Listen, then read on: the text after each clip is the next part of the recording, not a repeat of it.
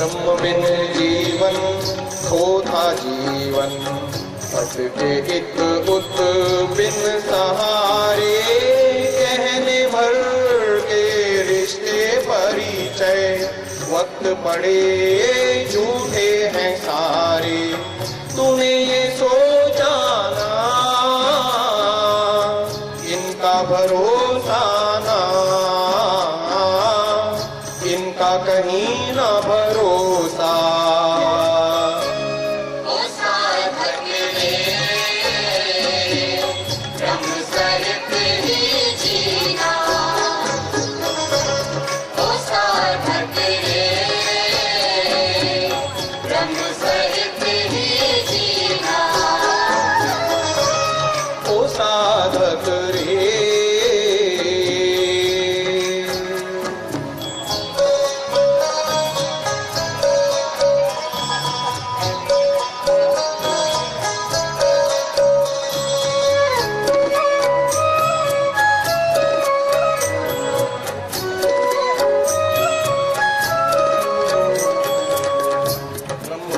जीवन सार्थक जीवन, हर पल इसको शाश्वत सहारे, हर प्रश्वास में हर एक श्वास में मानव ओम ओम उच्चारे। सो मैं जीवन ओम भरा जीवन, आल्हाद ही आल्हाद पीना। ओ साधक रे ब्रह्म सहित ही जीना, ओ साधक रे ब्रह्म सहित ही जीना, ओ साधक रे।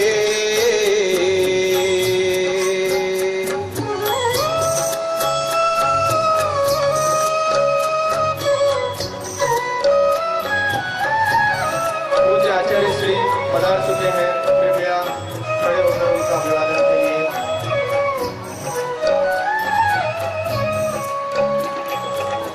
यम नियमासन प्राणायाम प्रत्याहार, योग मार्ग के हैं सब द्वारे, धारणा ध्यान समाधि संयम, सुख आनंद ही विस्तारे।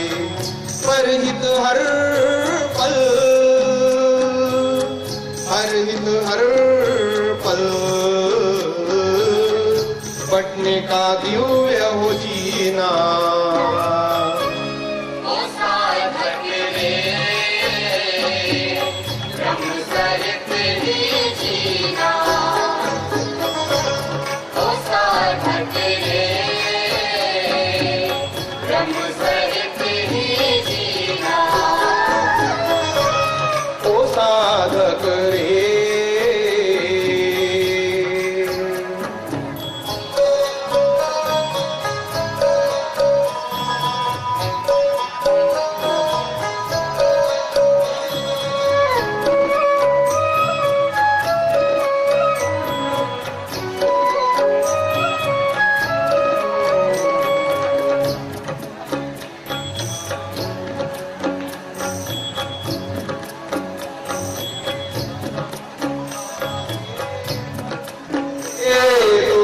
हर सुख बाटे जीवन धारा विस्तारी, परहित रास्ता सच्चा रास्ता, इस पर भावना बना जा। ओ साधक रे ब्रह्म सहित ही जीना, ओ साधक रे ब्रह्म सहित ही जीना, ओ साधक रे ब्रह्म सहित ही जीना। ओ साधक रे ब्रह्म सहित ही जीना, ओ साधक रे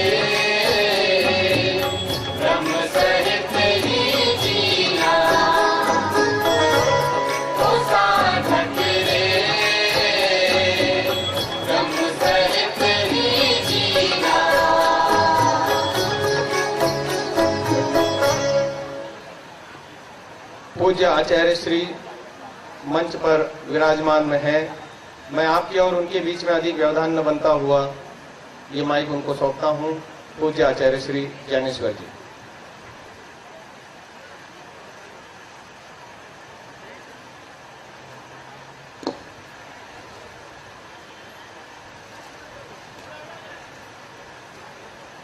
सम्मान के योग्य विद्वद्गण, धार्मिक सज्जनों, मातृशक्ति और इस हमारी लिप्त हुई, हमारी छीनी हुई, हमारी त्यागी हुई इस यज्ञ की परंपरा को जान करके, समझ करके अपने जीवन में लागू करने के लिए, अवतरित करने के लिए, क्रियान्वित करने के लिए उपस्थित होने वाले ये शिवरात्रि मानव भाव। यज्ञ क्या है?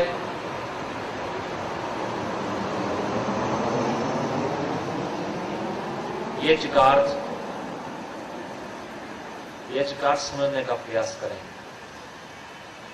यज्ञ है त्याग, समर्पण, दान, औरों के लिए कष्ट उठाना, लोगों की भलाई करना, लोगों की सुख और शांति के लिए, स्वास्थ्य के लिए, उनकी उन्नति के लिए अपने से जो कुछ हो सकता है वो करने का प्रयास करना, बिना किसी भावना के, बिना किसी अपेक्षा के।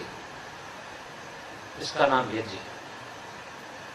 कोई भी कार्य, ध्यान देना, कोई भी कार्य जो हम अपने लिए नहीं, दूसरे व्यक्तियों के लिए, अपने से भिन्न व्यक्तियों के लिए, उनकी शांति के लिए, सुख के लिए, स्वास्थ्य के लिए, उनकी उन्नति के लिए, प्रगति के लिए हम अपनी ओर से करते हैं, त्याग करते हैं, सेवा करते हैं, समय लगाते हैं और उपकार करते हैं, उसका नाम यज्ञ है। कोई भी कार्य है, मैं विस्तार से बताऊंगा। जब यज्ञ के क्षेत्र में हम बैठते हैं, अपने स्वार्थ को देखने वाला व्यक्ति राक्षस है। राक्षस के कोई सींग नहीं होते हैं, ध्यान देना। तो दांत बड़े बड़े नहीं थे, देखना आपने पौराणिकों के क्षेत्र में, सींग नहीं होते हैं। राक्षस वो है जो अपने स्वार्थ को देखता है। पहले अपने स्वार्थ को देखने वाला राक्षस है और दूसरे के स्वार्थ को देखने वाला देवता है। इतना ही अंतर है। यदि हम दूसरों के लिए कष्ट उठाते हैं और दूसरों को सुख देते हैं, हम देवता हैं, हम यज्ञ हैं। यज्ञ करने वाला याज्ञिक, याज्ञिक का मतलब देवता। एक बात सुने हम बार बार, हम दूसरों को खिलाते हैं, पिलाते हैं, स्वयं भूखे रहते हैं, प्यासे रहते हैं, यज्ञ है, याज्ञिक है, वो देवता है। मां को देवता क्यों कहा गया है? हमारी मां को मातृदेवो भव, मां को सबसे बड़ा देव कहा गया है धरती के ऊपर, चेतन मनुष्यों में। क्यों? मां अपने सर्वस्व का त्याग करती है हमारे लिए, तन मन धन लगाती है हमारे लिए।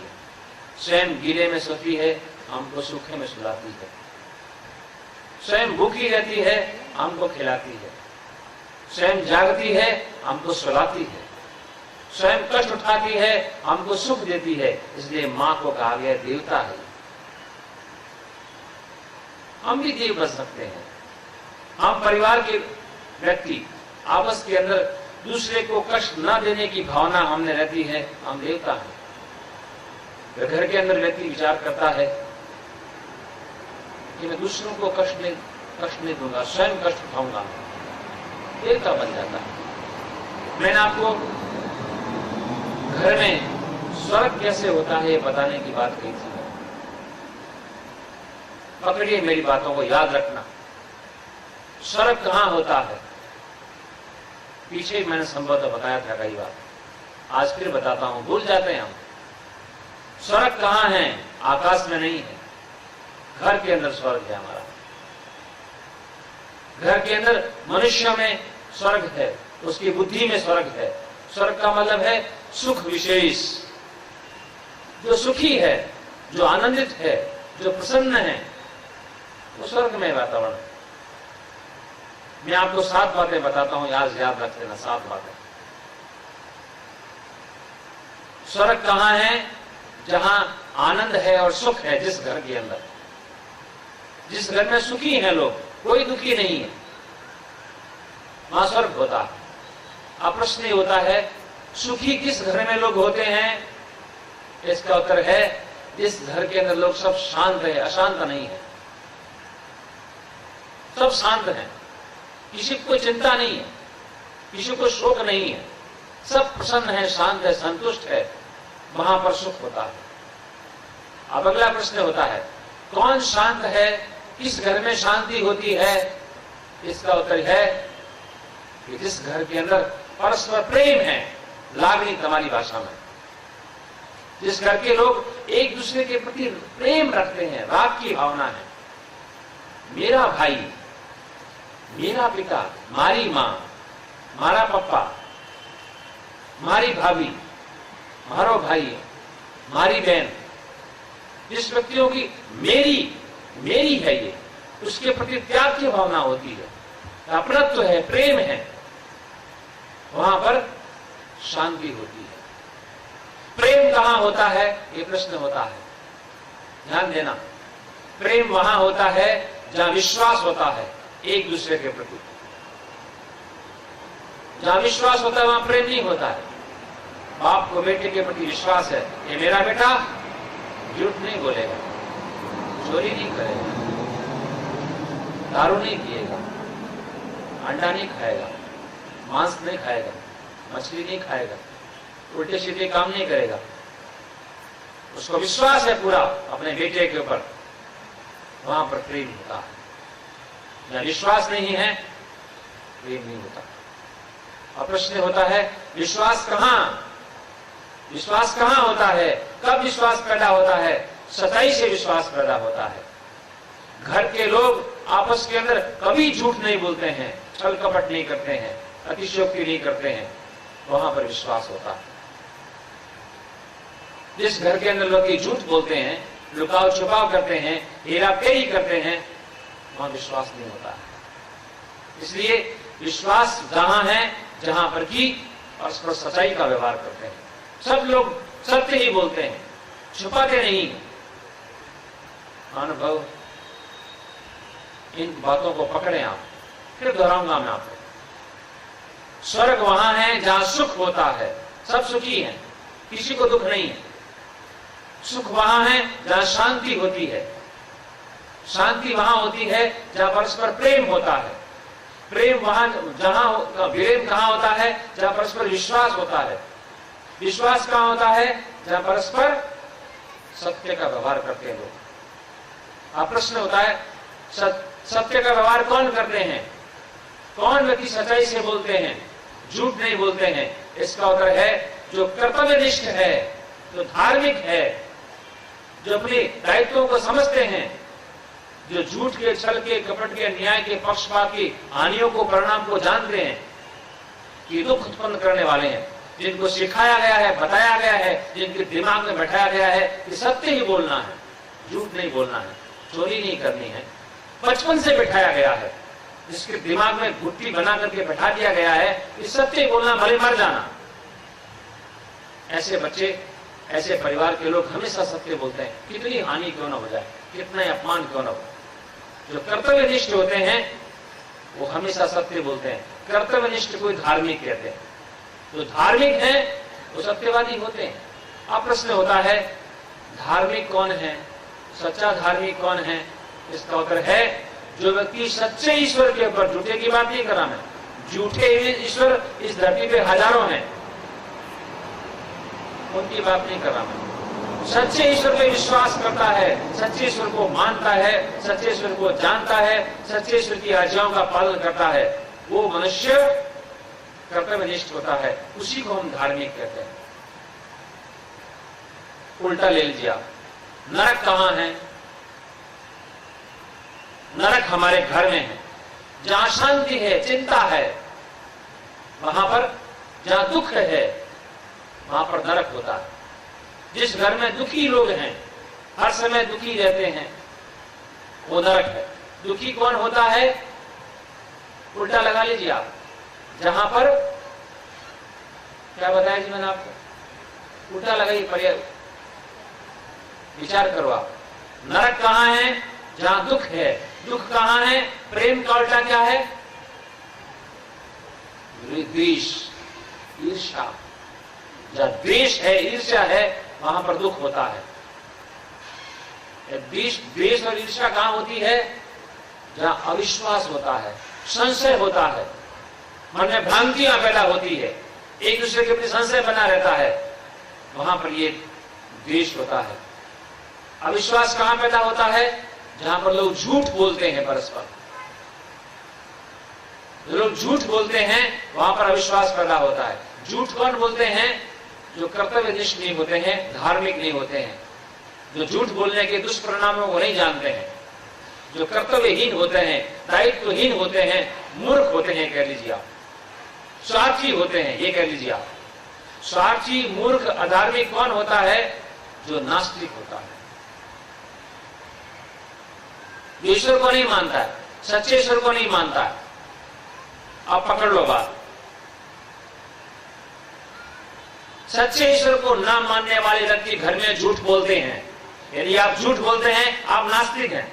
आप भले बुरा मानना, कितने मंदिर में जाते रहें, कितने तिलक लगाते रहें, कितने घंटे घड़ियाल बजाते रहें, कितने आप तीर्थ यात्राएं करते रहें, कितनी मालाएं फेरते रहें, कितने अगरबत्ती करते रहें, दीपक जलाते रहें, पुष्प डालते रहें, दान करते रहें, यज्ञ करते रहें, माला फेरते रहें, जो घर में झूठ बोलता है वो नास्तिक आदमी है। क्योंकि ईश्वर ने कह रखा है कभी झूठ मत बोलो, कम से कम घर वालों के साथ तो मत बोलो, संशय मत करो, अविश्वास मत करो।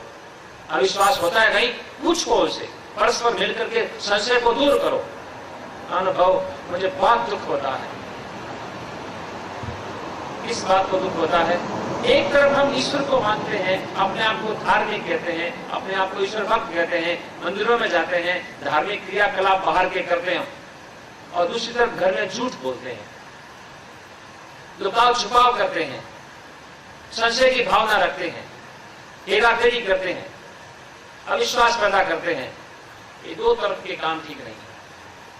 याद रखो, जिस घर के सदस्य परस्पर झूठ बोलते हैं उसमें बुराइयों के कोई पारावार नहीं। झूठ सारी बुराइयों की मां है, the mother of all the evils. जिस घर में परस्पर झूठ बोलते हैं, अविश्वास होगा, अशांति होगा, घृणा होगी, द्वेष होगा, निंदा होगी, चुगली होगी, लड़ाई होगा, दुख होगा, नरक बना रहेगा। इसलिए स्वर्ग बनाना है तो घर में से झूठ को निकाल दो। एक पिता को पूरा विश्वास रहे कि मेरी पत्नी, मेरा बेटा, मेरी बहू और मेरे घर के लोग कोई मेरे से झूठ नहीं बोलेंगे, कम से कम घर में नहीं बोलेंगे।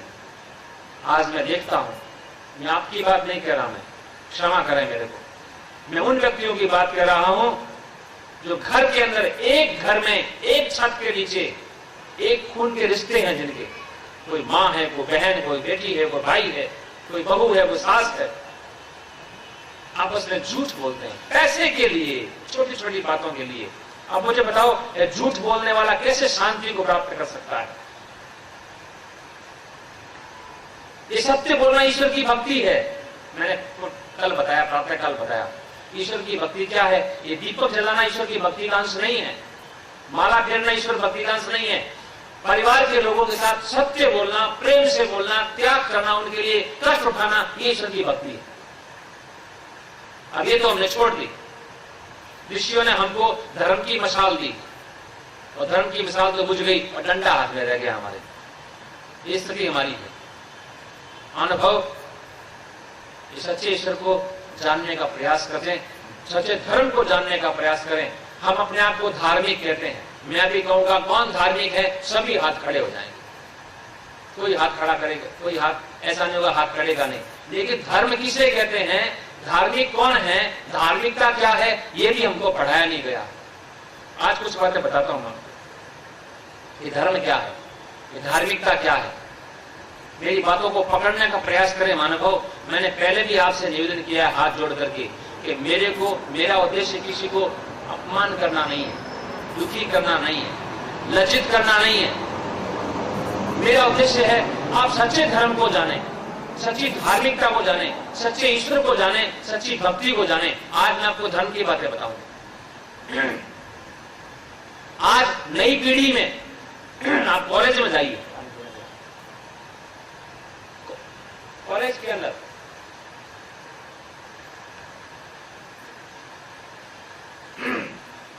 आपके घरों के बच्चे हैं, मैं नई बात क्या बता रहा हूं। यूनिवर्सिटी में जाइए, स्कूल में जाइए, कॉलेज में जाइए, कॉलेज के कैंपस में जाइए, अधिकांश बच्चों की बात कर रहा हूं, अथवा तो धर्म में कोई आस्था रखते नहीं है, अथवा उपेक्षित हैं। क्या हुआ, आपके कहने से कहीं मंदिर में चले गए, या पूजा पाठ कर लिया, या माला फिर ली, या तिलक लगा लिया, या कोई और कोई छोटे मोटे क्रियाकांड कर लिए। प्राय उनके दिमाग में धर्म नाम की कोई चीज नहीं है, ईश्वर नाम की चीज गायब हो गई। क्यों हो गई है, इसके कारण को ढूंढिए। इसका कारण मैं बताता हूं आपको। उन्होंने जिन धार्मिकों को देखा है जो मंदिर में जाते हैं, दिया बाती करते हैं, माला फेरते हैं, तिलक पूजा करते हैं, अनेक प्रकार के धार्मिक क्रियाकांड करते हैं, तीर्थ यात्राएं करते हैं, या जगराते करते हैं, पाठ करते हैं, मंत्र बोलते हैं, जप करते हैं, तप करते हैं, उनके व्यवहार को देखा है उन्होंने। वो घर में देखते हैं, अपने घर के लोगों को देखते हैं, पड़ोसियों को देखते हैं, मंदिर में जाने वालों को देखते हैं। वो कहते हैं ऐसा धर्म जिन व्यक्तियों का है, हमें इस धर्म पर विश्वास नहीं है। एक तरफ झूठ, एक तरफ छल कपट, अन्याय, पक्षपात, एक तरफ ये काम करते हैं, दूसरी तरफ अपने आप को धार्मिक मान रहे हैं, ईश्वर भक्त मान रहे हैं। ये विरोधाभास है। धर्म की परिभाषा क्या है, आप सुनने का प्रयास कीजिए। छोटी सी परिभाषा, उसको पकड़ना। आप मंदिर में जाते हैं, नहीं जाते हैं, कोई महत्व नहीं इस बात का। आप दिया बाती करते हैं, नहीं करते हैं, कोई महत्व नहीं है। इन धर्म के लक्षणों को यदि हम जान लें, अपने जीवन में उतारें, हम पक्के धार्मिक बन जाएंगे। और पक्के धार्मिक बन जाएंगे तो हमको सुख मिलेगा।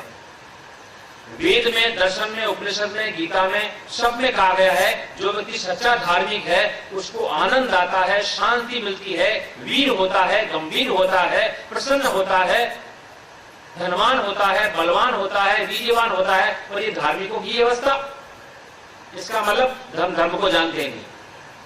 आज धर्म की परिभाषा बताता हूं आपको, पकड़ लेना मेरी बातों को। आत्मना प्रतिकूलानि परेशान न समाचरित, ये धर्म है। आत्मना अनुकूलानि परेशान तो समाचरित। जो बातें, जो क्रियाएं हमको अपने लिए अच्छी लगती है, ऐसा व्यवहार दूसरे के साथ करें, इसका धर्म का लक्षण है। विपरीत अर्थ लगाइए, जो बातें हमको अच्छी नहीं लगती हैं वो दूसरे के साथ ना करें, ये भी धर्म की परिभाषा है। और परिभाषा सुन लीजिए, कोई भी ऐसा काम, आपने वेद पढ़े हैं, दर्शन पढ़े हैं, नहीं पढ़े, कोई बात नहीं, इस परिभाषा को दिमाग में बना लो। कोई भी काम जो भी आप करने जा रहे हैं, कहने जा रहे हैं, मन में विचार रहे हैं, विचारते समय मन के अंदर भय, शंका, लज्जा पैदा होती है, तो समझना वो धर्म है। दूसरी परिभाषा, कोई भी काम हम करने जा रहे हैं, करने का विचार कर रहे हैं, चर्चा कर रहे हैं, मन में योजना बना रहे हैं, और मन में आनंद, उत्साह, निर्भीकता, प्रसन्नता की उत्पत्ति होती है मन में, तो समझ लेना अच्छा काम है, वो धर्म का काम है। ये परिभाषा।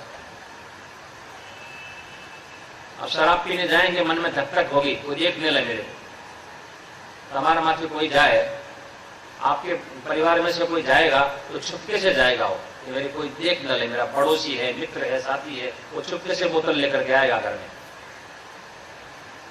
व्यभिचार करने जा रहा है, चोरी करने जा रहा है चोर, डाकू डाका डालने जा रहा है, कोई भी बुरा काम, झूठ है, छल है, कपट है, हेरा फेरी है, जो भी बुरा काम करते हैं, मन के अंदर भय, शंका, लज्जा पैदा होती है, हृदय की धड़कन बढ़ जाती है। परमपिता परमात्मा अंदर रेड लाइट जलाता है, क्लिक करता है, तो समझना वो धर्म है। और कोई भी अच्छा काम करने जा रहे हैं, किसी की सेवा करने जा रहे हैं, परोपकार करने जा रहे हैं, दान देने जा रहे हैं, सहयोग करने जा रहे हैं, किसी को पूछने जा रहे हैं, किसी को प्रेरणा देने जा रहे हैं, उत्साह बढ़ाने जा रहे हैं, सांत्वना देने जा रहे हैं, धैर्य बढ़ाने जा रहे हैं, उसमें मन में आनंद, उत्साह की उत्पत्ति होती है। ये है धर्म। उदाहरण सुन लीजिए आप, विभाग करके बताता हूं आपको। पहला धर्म का लक्षण 5 बताऊंगा मैं आपको, पकड़ लेना। पहले धर्म का लक्षण यह है, कोई संसार में व्यक्ति नहीं चाहता है कि मेरे साथ कोई बुरा व्यवहार करे, हिंसा करे, कठोर बोले, ऊंचे स्वर से बोले, मेरी ताड़ना करे, भर्त्सना करे, लज्जित करे, मेरे को कोई नहीं चाहता।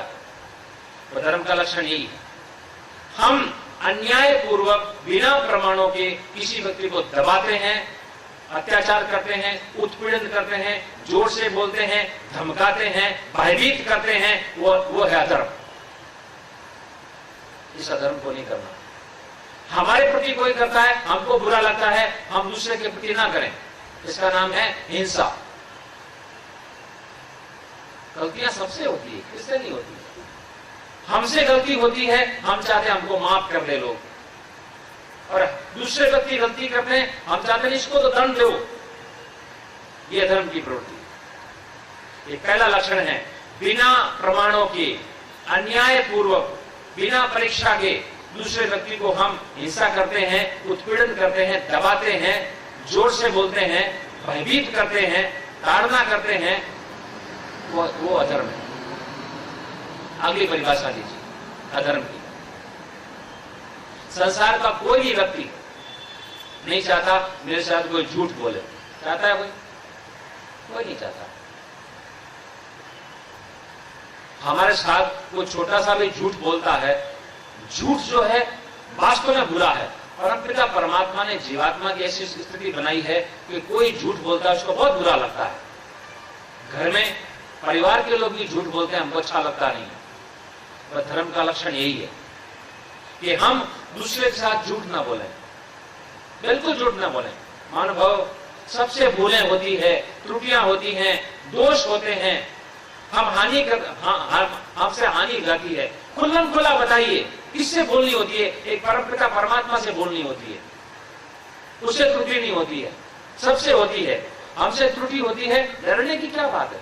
अपनी माता से, पत्नी से, पति से, भाई से, बहन से, परिवार के लोगों से, समाज के लोगों से खुल के बताना चाहिए मेरे से भूल हो गई है, सबसे होती है, मेरे से भी हो गई, आगे नहीं करूंगा। वो व्यक्ति धार्मिक है। लेकिन हम चाहते हैं दूसरे जो व्यक्ति हमसे भूल करते हैं उसको दंड देना, और हम माफी चाहते हैं, यह उनसे व्यवहार है। तो दूसरी परिभाषा बताई, कोई व्यक्ति किसी के साथ में झूठ ना बोले, ये धर्म का दूसरा लक्षण है। तीसरी बात सुन लीजिए, चोरी करना। हम अपनी इच्छा से किसी को 1000 रुपया दें, लाख रुपया दें, 50 लाख दें, करोड़ दें, अपनी इच्छा है, प्रसन्नता होती है हमको। लेकिन कोई व्यक्ति चीटिंग करके, छल कपट करके, अन्याय से, धोखाधड़ी करके हमसे 1 रुपया भी छीनता है, हमको दुख होता है। यह धर्म है। हमारे से कोई, अब बस में यात्रा करते हैं ना, आप भी करते हैं, हम भी करते हैं, तो बस में यात्रा करते हैं, टिकट हुआ 38 रुपए का या 48 रुपए टिकट हुआ, हमने 50 की नोट दी, 2 रुपए बच गए। वो कहता है खुले नहीं है, हम नीयत जान जाते हैं उसके पास पैसे हैं, आ रहे हैं, उसके पास हैं भी, फिर भी हमको 2 रुपए दे नहीं रहा है।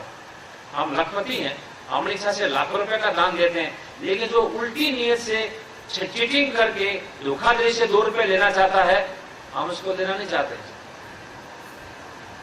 बस ऐसे ही हम दूसरे की धन संपत्ति को देख करके मन में लेने की भावना न करें, इसका नाम है धर्म।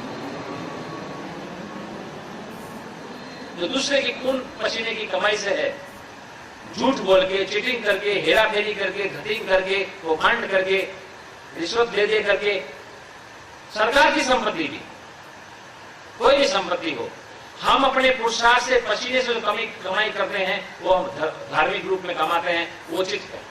अधार्मिक रूप से बिना परिश्रम किए हम समाज के लोगों की धन संपत्ति को प्राप्त करने की इच्छा करते हैं, लेने का प्रयास करते हैं और ले लेते हैं, सब अधर्म में आती है। इसलिए किसी दूसरे की धन संपत्ति को लेने की इच्छा न करें, इसका नाम है धर्म। और आगे चलिए, तीसरी चौथी परिभाषा बताता हूं मैं। भाग दुनिया में गिरे से गिरा व्यक्ति, पतित से पतित व्यक्ति नहीं चाहता है मेरी माँ, मेरी बहन, मेरी पत्नी और मेरी पत्नी, मेरी बेटी के साथ में कोई दुर्व्यवहार ना करे, गलत दृष्टि से देखे नहीं, गलत देखे नहीं, गलत बोले नहीं, गलत चेष्टाएं ना करे, बताओ कोई चाहता हो तो हाथ खड़ा करो, कोई नहीं करेगा। जो स्वयं व्यभिचारी है, दुराचारी है, पापी है, अधर्मी है, बलात्कारी है, उसको ही पूछो कि तेरी माँ बहन बेटी के साथ कोई दुर्व्यवहार करे, अच्छा लगेगा? नहीं लगेगा उसको। तो यही धर्म है कि हम दूसरे की माँ बहन बेटी पत्नी के साथ में दुर्व्यवहार न करें, बुरी दृष्टि न रखें। इनको तो हमने छोड़ दिया, इन मूल कारणों को छोड़ दिया, हमने सामान्य कार्यों को लेकर हम चल पड़े, हम धार्मिक हमने। ये परिभाषा है। मानव स्वर्ग बन जाएगा, घर स्वर्ग बन सकता है, परिवार स्वर्ग बन सकता है, गांव स्वर्ग बन सकता है, राष्ट्र स्वर्ग बन सकता है, इन नीति को अपनाए तो। और आगे चलिए, धर्म की परिभाषा क्या? 5वां लक्षण। हमारे पास जीवन पथ पर चलते हुए अनेक बार कष्ट आते हैं, संकट आते हैं, अभाव होता है, आपत्ति आती है, तो हम दूसरे व्यक्तियों के पास जाते हैं, कहते हैं हमारी सहायता करो, आज कुछ धन दो, कुछ हमारा निर्देश करो, इससे परिचय कराओ, इस संकट से हमको उबारो, हमारी सहायता करो आप। हम जाते नहीं जाते हैं, अपने से बड़ा है, धन में बड़ा है, बल में बड़ा है, प्रतिष्ठा में बड़ा है, उपाधि में बड़ा है, अधिकार क्षेत्र है, हम जाते हैं। बस यही कर्तव्य हमारा है। कोई व्यक्ति हमारे पास में आता है जो बेचारा असहाय है,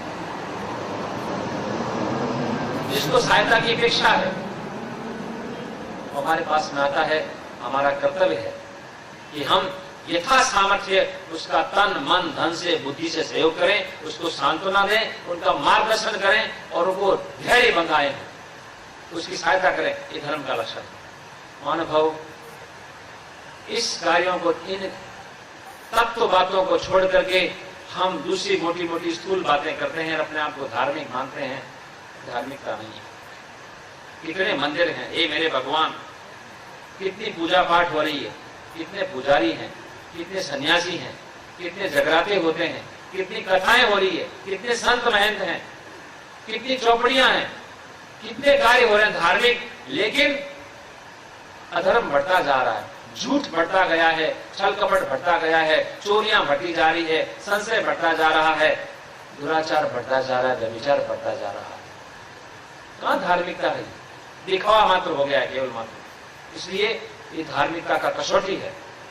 मैं फिर परिभाषा बताता हूं, जिस कार्य के करने से मन में भय शंका लज्जा पैदा होती है, वो काम नहीं करना धर्म है। जिस कार्य के करने से मन में आनंद उत्साह की उत्पत्ति होती है, उस पर कार्य को करना धर्म है। आगे और चलिए सूक्ष्मता से, कोई भ्रांति में न रहे। हमारे कार्य के करने से दूसरे व्यक्ति के जीवन में उन्नति होती है, स्वास्थ्य अच्छा होता है, राष्ट्र समृद्ध होता है, उस प्रकार के कार्यों करना धर्म है। राष्ट्र की कोई हानि ना हो, वो धर्म कार्य है। लेकिन आज मानव, क्या बताऊं मैं आपको, धर्म को धंधे से अलग कर दिया गया है।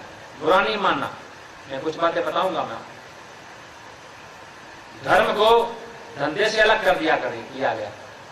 उदाहरण दे रहा हूं आपको। मंदिर में जा रहा है, दिया बाती कर रहा है, चौपड़ी पढ़ रहा है, ब्राह्मण को बुला रहा है, यज्ञ भी कर रहा है, माला भी फेर रहा है, तीर्थ यात्राएं भी करता है और क्रियाकांड कर रहा है, लेकिन मिलावट करता है।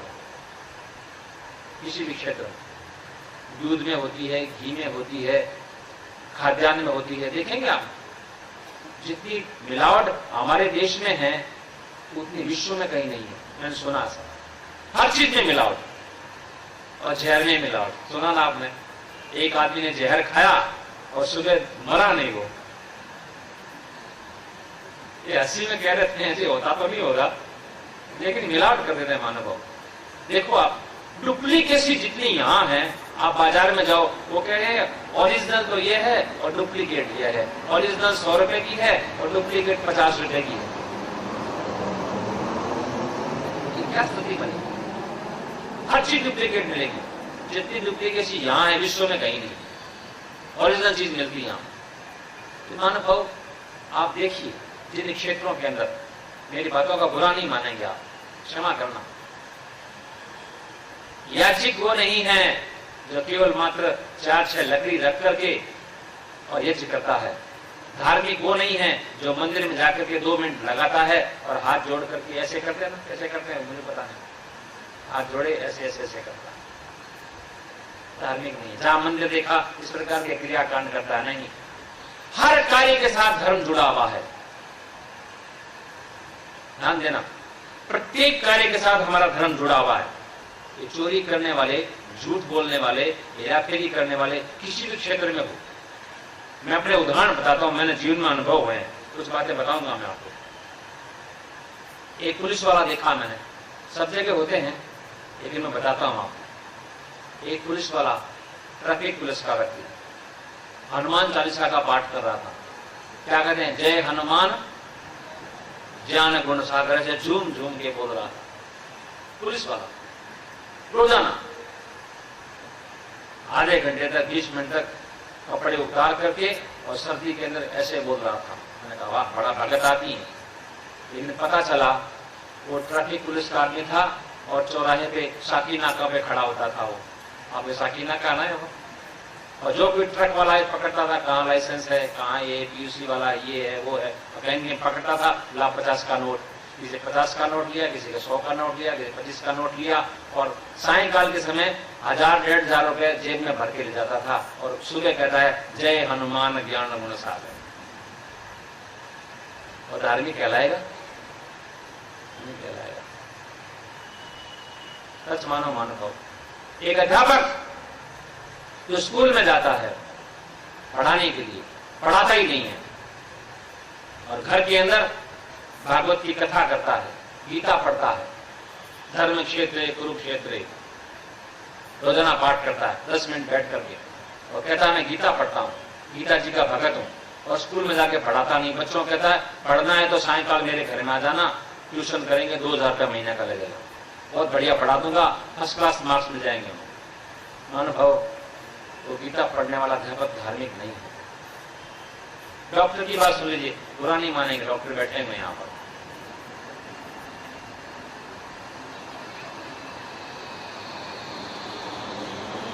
जो डॉक्टर आने वाले मरीज को यह विचार करके ये दुखी है रोग से, मैं इसको स्वस्थ करूंगा,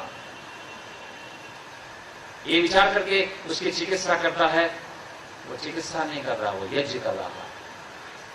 मैं आपको बताऊंगा ये इसकी परिभाषा, कल बताऊंगा मैं सुबह। लेकिन जो व्यक्ति मरीज को ठीक प्रकार से चिकित्सा नहीं करता है, दुखी हो जाता है मानव, पैसे लेने का दृष्टिकोण रहता है। मैंने बहुत से डॉक्टर देखे हैं ऐसे, बहुत से अच्छे हैं, बहुत से अच्छे हैं जो घर से पैसा लगा करके औषधियां देते हैं, हमने देखे हैं। ऐसे भी हैं, चंद होंगे, थोड़े होंगे, भाई हैं जरूर, तो फीस नहीं लाए तो उसको चिकित्सा नहीं करते हैं, कहते और जगह जाइए। अनुभव, वो डॉक्टर नहीं है, वो धार्मिक नहीं हो सकता, कितनी भक्ति करे, कितनी पूजा पाठ करे। फैक्ट्री के मालिक, बड़े बड़े फैक्ट्री के मालिक, अब उदाहरण धंधे की विषय में बात आई है। मैं कुल्लू में गया, बहुत पुरानी बात है, तो मैं बहुत बड़े समाज के अधिकारी, मैंने कहा कहाँ गए अधिकारी जी?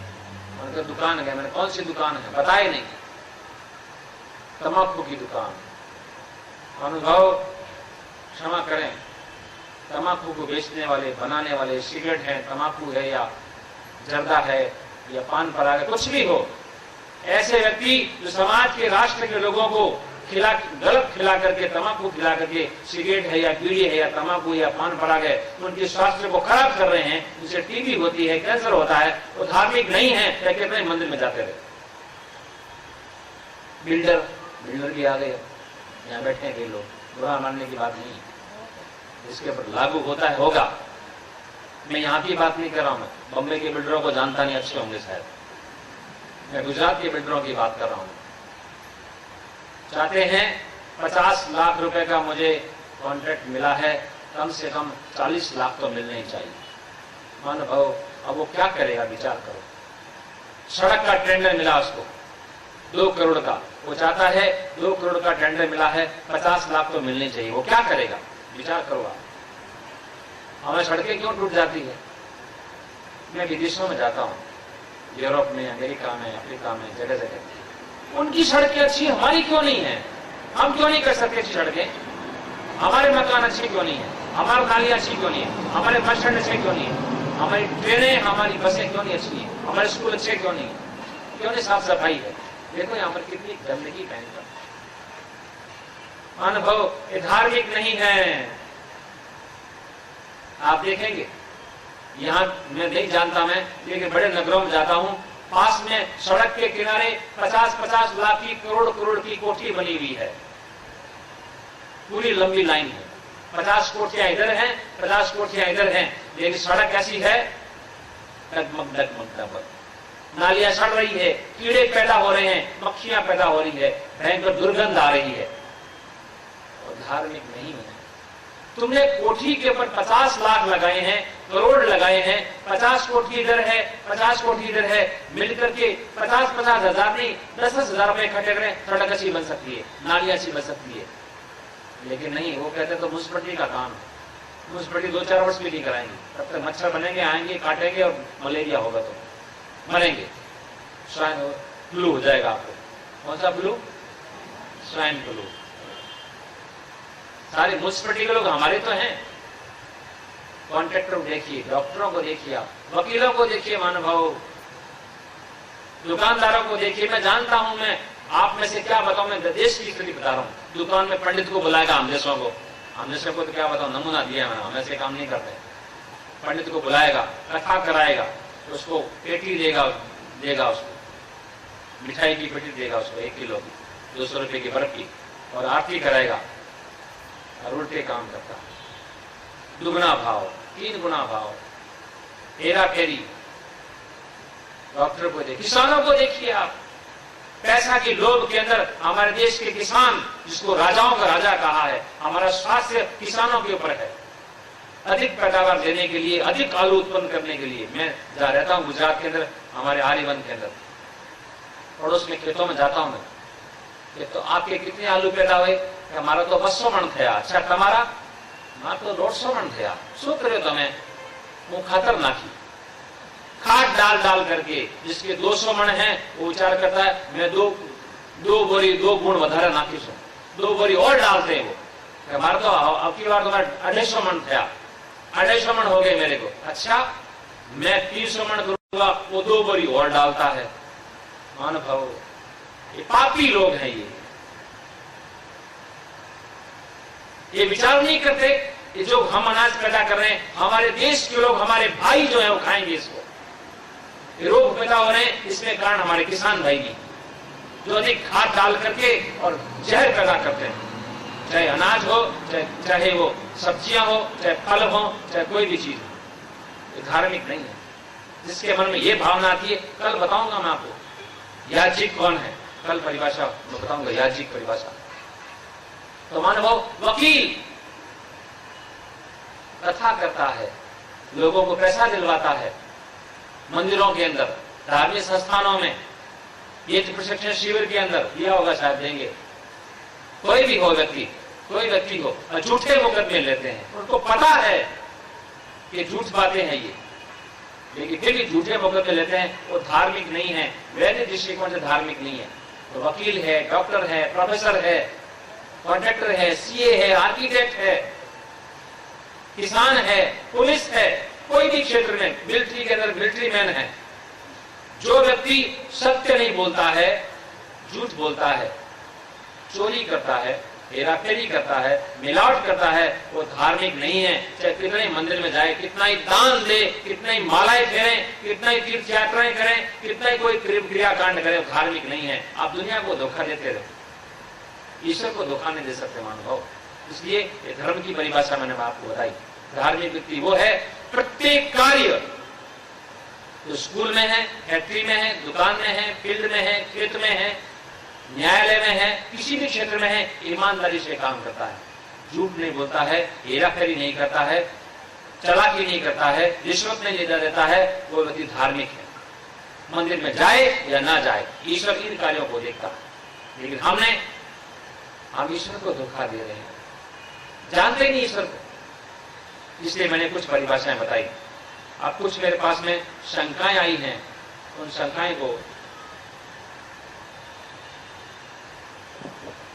शंकाओं का समाधान करता हूं। आपके पास में भी शंकाएं हो तो मेरे को लिख सकते हैं, देने आप।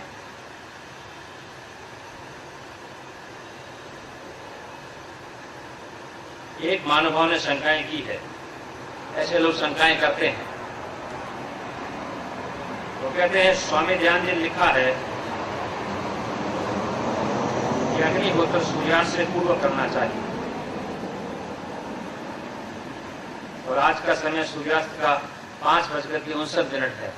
सीधा आक्षेप आया जी मेरे पर, और हम जब यज्ञ करेंगे 6:30 बज जाएंगे।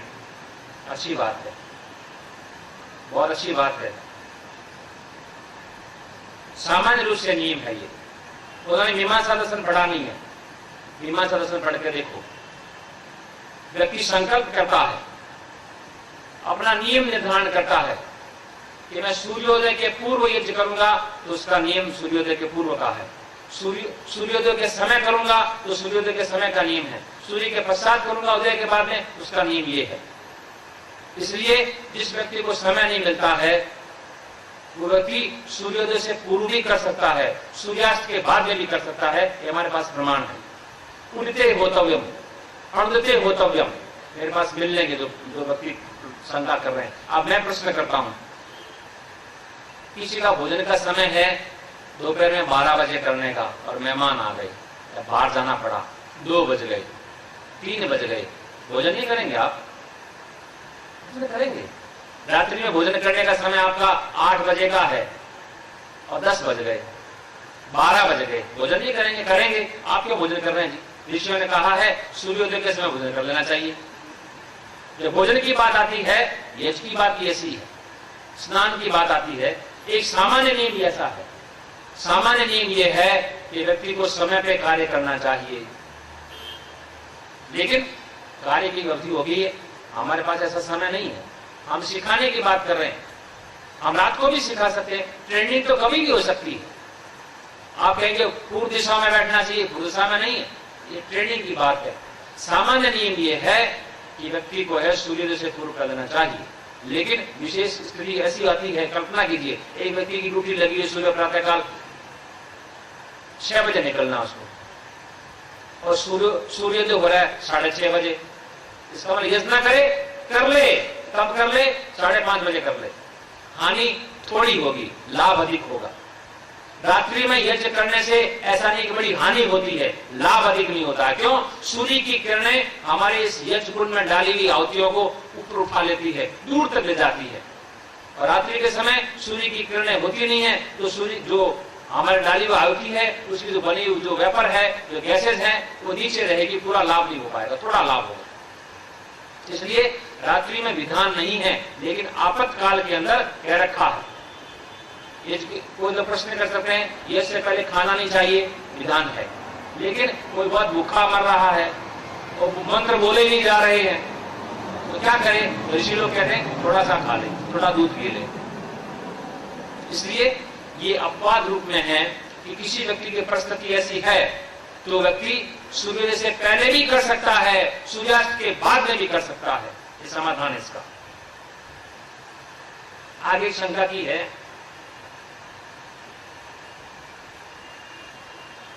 गायत्री मंत्र का उच्चारण जो है जोर से करना चाहिए अथवा धीरे करना चाहिए, इस प्रकार की बात आई है।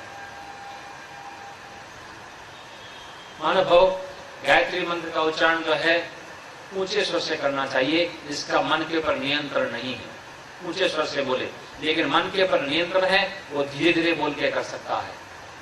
और जिसका मन पे पूरा नियंत्रण है वो बिना बोले मन ही मन में कर सकता है। कल मैं कराऊंगा जब इसमें आगे बात आती है। परमेश्वर सर्वव्यापक है, तो फिर 700-800 सालों तक हम परदेशियों से रौंदे गए, तब परमात्मा ने यह क्यों होने दिया? यह हमें कृपा करके आप बताइए। परमात्मा ने नहीं होने दिया, हम आलसी बन गए, प्रमादी बन गए, भोगी बन गए, ईर्ष्यालु बन गए, लड़ाई झगड़े करने वाले बन गए, आपस में द्वेष करने वाले बन गए। आज भी स्थिति वही है। इसलिए विदेशियों ने आकर के जब 2 बिल्लियां लड़ती है, बिल्ली की बात आती है ना, देखा ना आपने, कथा सुनी होगी। जब 2 बिल्लियां लड़ती है तो बंदर जो है उनकी रोटियां खा जाता है। हम आपस के अंदर हिंदू लोग, भारतवासी लोग लड़े, आज भी लड़ रहे हैं। आप इतने आदमी बैठे हैं, बुरा नहीं मानना, किसी का इष्ट देवता विष्णु है, किसी की उमिया माता है, किसी का गणेश है, किसी का शिव है, किसी की पार्वती है, किसी का राम है, किसी का कृष्ण है, किसी का कुछ है, किसी का कुछ है। ये क्या है? ये वही स्थिति है, आपस में लड़ रहे हैं। और ये विधर्मी लोग, एक ईश्वर कितने हैं जी? एक है। हम परस्त होंगे, अब आगे भी होंगे हम, मैं आपको दावे से कह सकता हूं। जब तक एक ईश्वर हम धारण नहीं करेंगे, हम आगे फिर गुलाम बन जाएंगे। एक हमारी धार्मिक पुस्तक नहीं होगी तब गुलाम बनेंगे। एक ईश्वर निराकार है, एक धार्मिक पुस्तक हमारा वेद है। कितना पुराना है ये? 1,96,08,53,000, कितना पुराना है ये? इनसे पूछो जो दूसरे मतपंथ संप्रदाय वाले हैं, कोई 400 वर्ष पुराना है, कोई 600 वर्ष पुराना है, कोई 1000 वर्ष है, कोई 1500 वर्ष है, कोई 2000 वर्ष है, कोई 2500 वर्ष है। इससे पुराना कोई नहीं, और ये इतना पुराना है। तो इसमें सारी बातें लिखी हैं, और दूसरे ग्रंथों के अंदर सारी बातें नहीं लिखी हैं। बायोलॉजी, केमिस्ट्री, फिजिक्स, केमिस्ट्री, जितने भी ग्रंथ हैं हमारे, सारे विषय लिख रखे हैं इसके अंदर। ये मैं आपको कल बताने का प्रयास करूंगा। तो हमारे कारण से हुए हैं। और भी शंकाएं